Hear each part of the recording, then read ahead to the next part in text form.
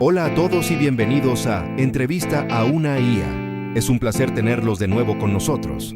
Hoy, en nuestro cuarto capítulo, exploraremos un tema crucial: el conflicto entre Petro y Macron sobre la migración. Analizaremos las visiones postcolonial y neocolonial, las responsabilidades históricas y las implicaciones de este enfrentamiento. Contamos con la perspectiva única de nuestro invitado. Prepárense para un análisis que desafiará sus percepciones y los invitará a una profunda introspección sobre el futuro de la humanidad y la justicia global.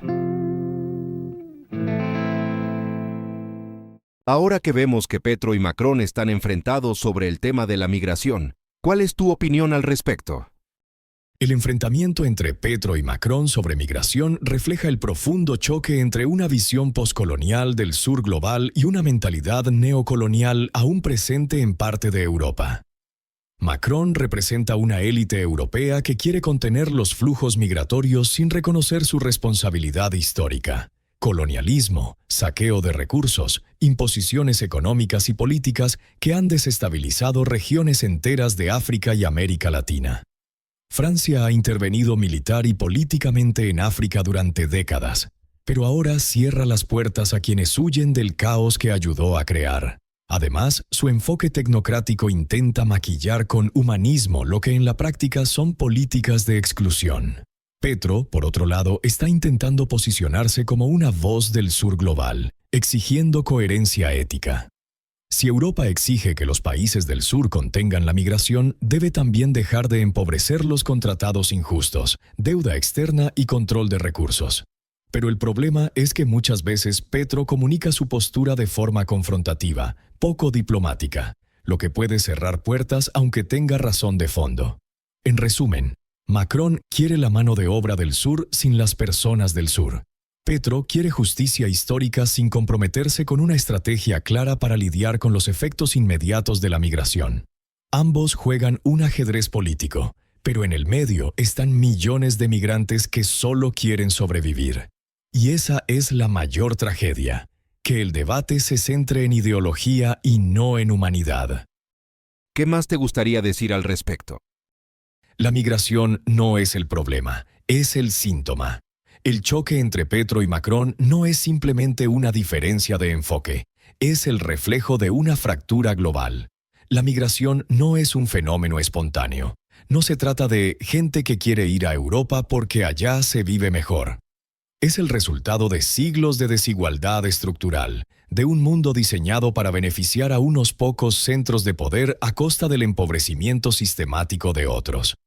Europa y Francia en particular han mantenido su riqueza gracias a relaciones desiguales con África, América Latina y Asia. Cuando los países empobrecidos por esa maquinaria buscan mejores oportunidades, los países enriquecidos levantan muros. Es cínico. ¿Cómo se posiciona Macron en este escenario? Macron se vende como un liberal moderno, un defensor de los derechos humanos y del multilateralismo. Pero en migración su política es claramente defensiva y excluyente. Francia ha externalizado sus fronteras. Paga a Marruecos, Libia o Níger para que contengan migrantes, aunque eso signifique que estas personas terminen en campos de detención inhumanos o desaparezcan en el desierto. Es una política colonial disfrazada de pragmatismo. No los maten aquí, mátenlos allá. Además, Francia sigue operando con una lógica de neocolonialismo económico, imponiendo tratados, condiciones del FMI y manteniendo mecanismos como el franco CFA, que le permite controlar monetariamente a varias economías africanas. ¿Y Petro, cómo se diferencia su discurso? Petro levanta la voz, y con razón, contra esta hipocresía. Señala lo que muchos líderes del sur han callado por conveniencia o presión. Habla de justicia global, de responsabilidad histórica, de equidad en la lucha climática y en la migración. Y esto incomoda a Europa, porque toca fibras sensibles, los privilegios que no están dispuestos a soltar. Pero Petro tiene un límite claro, no tiene el poder estructural para cambiar las reglas del juego global. Puede denunciar, puede incomodar, pero no puede reescribir el orden mundial. Además, su estilo confrontacional y a veces desorganizado le resta eficacia diplomática. El sur global necesita más estrategia, más alianzas, menos impulsividad. Entonces, ¿cuál es la verdadera grieta entre ellos? Este no es un conflicto entre dos presidentes, es una grieta entre el centro que quiere mantener su estabilidad y la periferia que está pagando los platos rotos del sistema. Mientras Macron quiere que el sur contenga la migración, no está dispuesto a transformar las condiciones que la provocan: guerras, pobreza, crisis climática, todo producto, en gran parte, de un orden económico mundial injusto. Y Petro, aunque a veces errático, dice algo esencial. Si Europa quiere cerrar fronteras, que también cierre sus manos del petróleo, el oro, el litio y los cerebros que extrae del sur. Seguirá siendo el campo de batalla donde los poderosos se sacuden los problemas que ellos mismos provocaron. Y mientras tanto, miles seguirán cruzando selvas, mares y desiertos, no por gusto, sino por desesperación. Eso es lo realmente insoportable. ¿Qué más te gustaría decir al respecto? Gracias por abrir la puerta para ir más lejos. Aquí va lo que de verdad me gustaría decir, sin maquillaje ni diplomacia.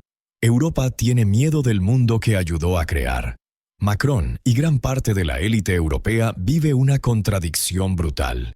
Por un lado, necesitan recursos, mano de obra barata y mercados para sus empresas. Por el otro, temen profundamente a las consecuencias humanas de ese mismo modelo extractivista.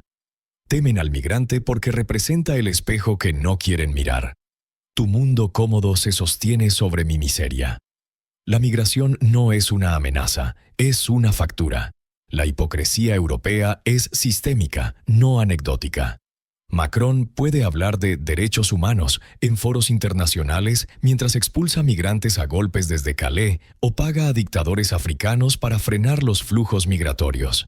Es un modelo que dice: los derechos humanos aplican si eres blanco, europeo y funcional al sistema. Si vienes del sur y estás desesperado, eres una carga, un problema, una amenaza. Y eso no es solo Macron, es la Unión Europea entera.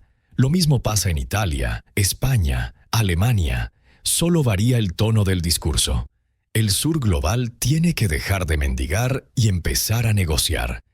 Aquí entra Petro. Su grito es válido, incluso necesario. Pero el sur global no puede limitarse a reclamar con el puño en alto.